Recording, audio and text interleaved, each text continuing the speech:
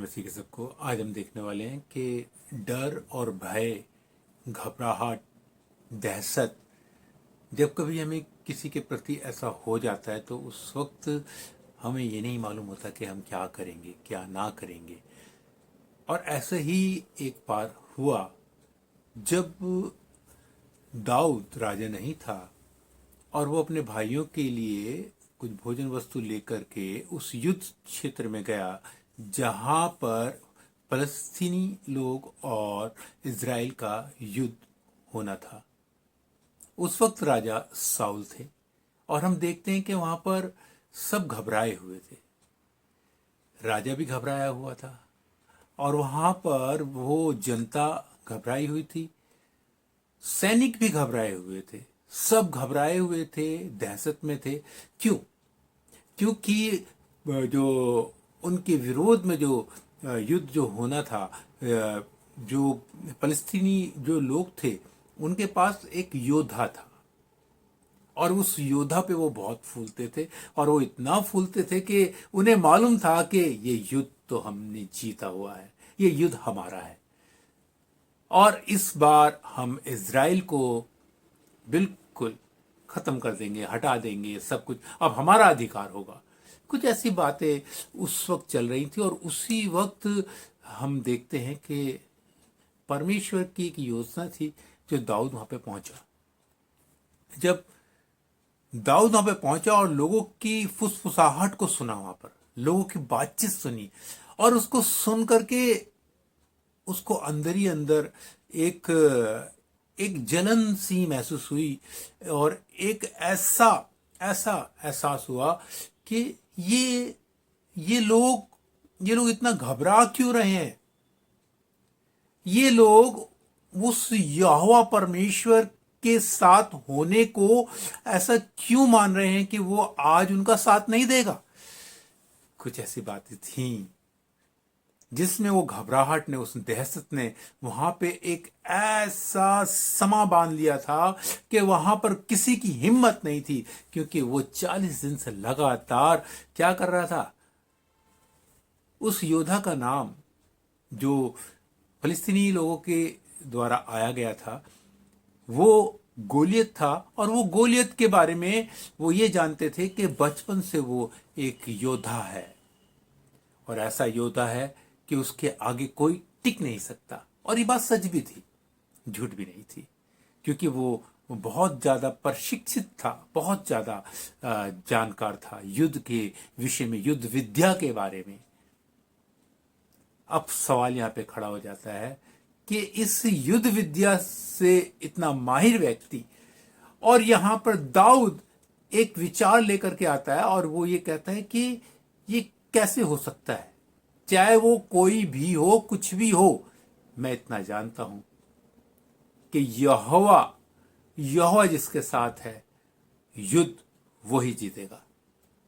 ऐसा विश्वास उसके अंदर था और वो आगे चल करके राजा से बात की, राजा साउल से बात की।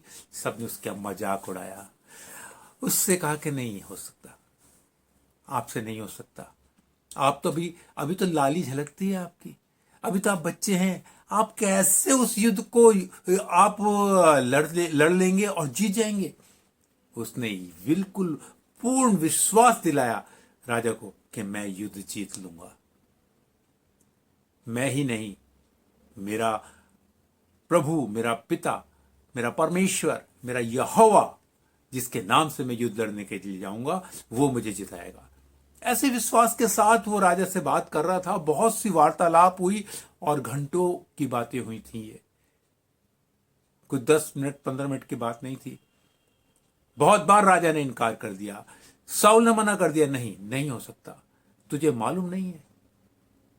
उसका भाला देखा है, उसकी ढाल देखी है, उसकी पूरी पोशाक देखी है, उसकी लंबाई और चौड़ाई देखी है, तू कहां पर अपने आप को देखता है उसके बराबर। और ये भी बात सच है कि जब कोई इतना तगड़ा व्यक्ति आ जाए और इतना बलवंत आ जाए तो नहीं हो पाएगा। मगर यहां पर लड़ाई फर्क थी। युद्ध किसका था? युद्ध यहोवा का था। हालेलुया। इस बात को दाऊद जानता था। और दाऊद ने क्या किया, राजा मैं जाऊंगा। फिर साउल ने बोला ठीक है, इसको पहना दो, सारी पोशाक पहना दो। और सब जब उसने सारी पोशाक पहन ली योद्धा की, और उसके बाद जब चलने की कोशिश की तो वो एक कदम भी नहीं चल पाया। वहां पे सब मंत्रीगण और वहां पे और जो लोग थे वो हंस पड़े और कहा कि ये एक अच्छी कोशिश थी मगर बेकार है, ये तो यहीं चल नहीं पा रहा, वहां पे युद्ध कैसे लड़ेगा। राजा ने भी बोला तेरे लिए नामुमकिन है। उसने बोला राजा मुझे जरूरत ही नहीं है इन चीजों की, इन्हें उतार दे। मैं तो अपने एक छोटे से अपनी थैले को लेकर और कुछ चिकने पत्थर अपने इसमें डाल करके मैं तो इसी से जाऊंगा और ये लाठी मेरे लिए काफी है। राजा हैरान था, लोग हैरान थे, सब परेशान थे कि ये युद्ध में जा रहा है और ये इसका क्या होगा। उसके भाइयों ने रोका, सब ने रोका, जितने भी सगे संबंधी थे सब ने रोका, मगर उसने कहा नहीं, ये युद्ध तो मैं लड़ूंगा। और वो युद्ध लड़ने के लिए कहां पहुंच गया, मैदान में। और वहां उस मैदान के अंदर क्या देखते हैं, वहां पे लाठी लेकर के जब वहां पहुंच गया, कंधे पर वो उसने एक थैला बांध रखा था जिसमें कुछ चिकने पत्थर थे।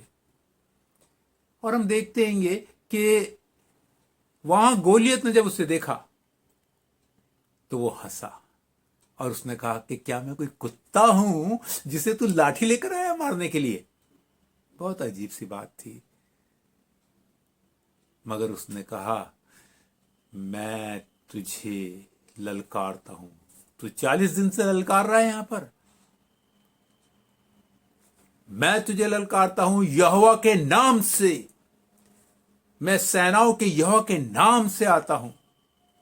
और उसने अपने गोफन में वो चिकना एक पत्थर लिया और घुमाया, और घुमा करके उसने जब उसे छोड़ा तो उस पत्थर में जो सामर्थ्य थी, जो पत्थर का जो वेग था, जो जिस तेजी से पत्थर वो गया था, वो सीधा जाकर उसके माथे पे यहां पे लगा और गोलियत फिर खड़ा नहीं रह पाया, क्योंकि युद्ध यहोवा का है। एक और बात मैं आपको बताना चाहता हूं, दाऊद इस बात को मानता है कि मैं खतना किया हुआ हूं, मैं वाचा के अंदर हूं, मगर यह खतना रहित है। और इसकी इतनी हिम्मत कि हमें जो इज़राइल जो खतना किया हुआ वाचा के अंदर आया हुआ, वाचा में परमेश्वर की वाचा के अंदर, उसको ललकारे। परमेश्वर अपनी वाचा को नहीं भूलता, वो अपनी वाचा में था और उस वाचा ने उसको क्या किया, उस खतना रहित को धराशायी कर दिया, क्योंकि परमेश्वर अपने कमिटमेंट को, अपनी वाचा को लेके चलता है। उस वक्त लोग इसका बहुत महत्व रखते थे, मगर आज का समय हम जब प्रभु यीशु मसीह में देखते हैं तो हम ये देखते हैं कि प्रभु यीशु मसीह में उस कमिटमेंट को, उस वाचा को, जो बैप्टिज्म के टाइम में जब वो ली जाती है, जब इस बात को कहा जाता है, वो भूल जाते हैं। उनके लिए युद्ध बहुत मुश्किल होता है क्योंकि वो वाचा से अलग हो जाते हैं। बैप्टिज्म इस बात को बताता है कि हमने मसीह को पहन लिया, अब मैं नहीं, मसीह मुझ में जीवित है।